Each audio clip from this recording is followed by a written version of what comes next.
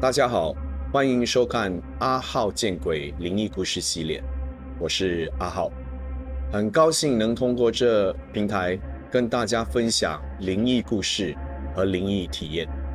我也很想通过这平台跟大家讲解和分析，并且打破一些我们对灵异世界和灵异朋友的一些误解和迷思。最重要的是，我们常常觉得灵异朋友和灵异世界是极度恐怖的，可是现实是这样吗？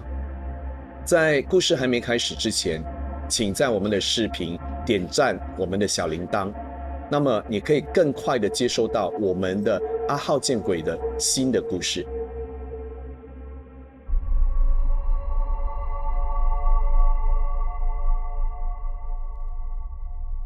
我的第一个故事发生在一个60多岁的一位新加坡妇人身上。她连同3位好朋友一起到香港度假，4个人一起住进了湾仔的一间3星级的酒店。虽然酒店不是很豪华，可是应有尽有。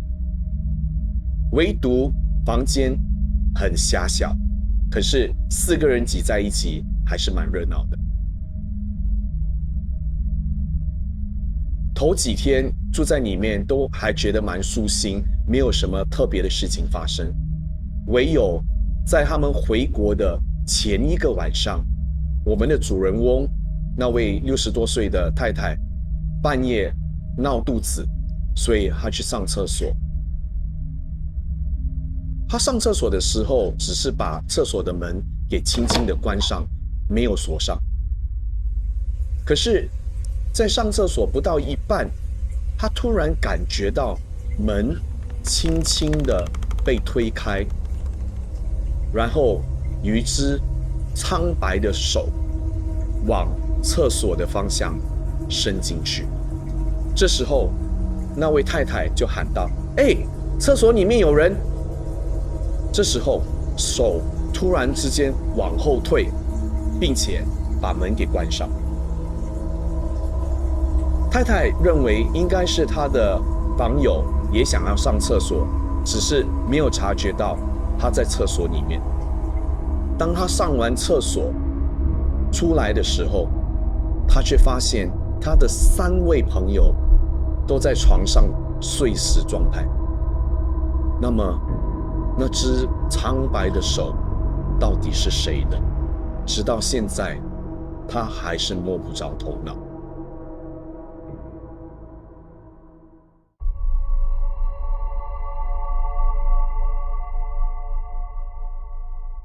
当我们提到灵异酒店的时候，常常会提到酒店尾房，或者是说酒店的最后一个房间。很多人会说，假如住酒店，千万不要住在酒店的尾房，因为灵异朋友只会走直线，所以酒店的最后一个房间通常会变成是他们的休息终点站。再加上酒店都有非常厚实的窗帘，长年累月阳光照射不进来，所以酒店比普通的地方来的阴气更重一些。那么假如你很不小心的住进酒店尾房，那又该怎么办呢？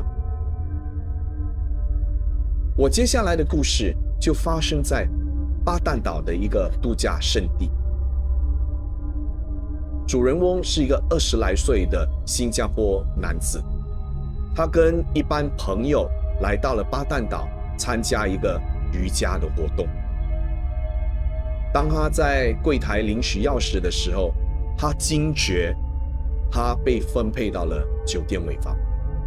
他当下就很想快点换房间，可是当天酒店已经客满了，所以他硬着头皮住了进去。头1、2天他没有察觉到什么异样，直到第3天的晚上8点多，他开始有着莫名其妙的恐惧感。他似乎一直感觉到门外面有一个人站在外面，而那个感觉越来越强烈。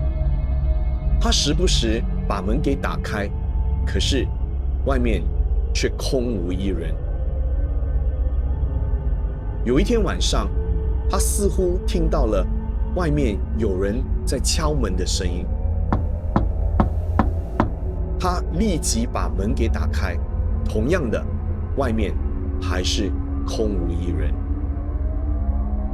到了他住在酒店的最后一个晚上，大概凌晨2点多，他睡得正熟，突然之间门外来了非常急促的敲门声。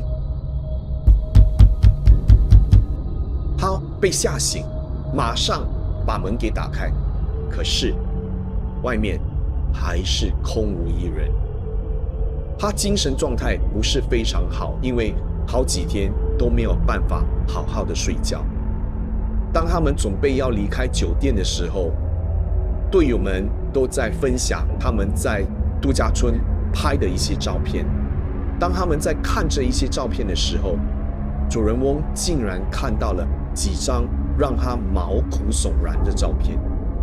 照片显示，那长长的走廊的尾端，就是他的房间外，竟然站着一个灰衣扑扑的长发披肩的，似乎看起来是女生的一个人影。可是乍看之下，他却不是人，是手机的相机出现问题，所以拍不清楚，还是他住在房间的那几晚，真的有灵异朋友站在外面对视着他，这我们就不知道了。灵异世界千奇百怪，而且我们有很多未知的一些东西。可是不管是怎么样，我觉得对于灵异世界或者灵异朋友，我们通常都要保持一个尊敬的心，才可以平平安安的度假去。我是阿浩，谢谢收看阿浩见鬼，拜拜。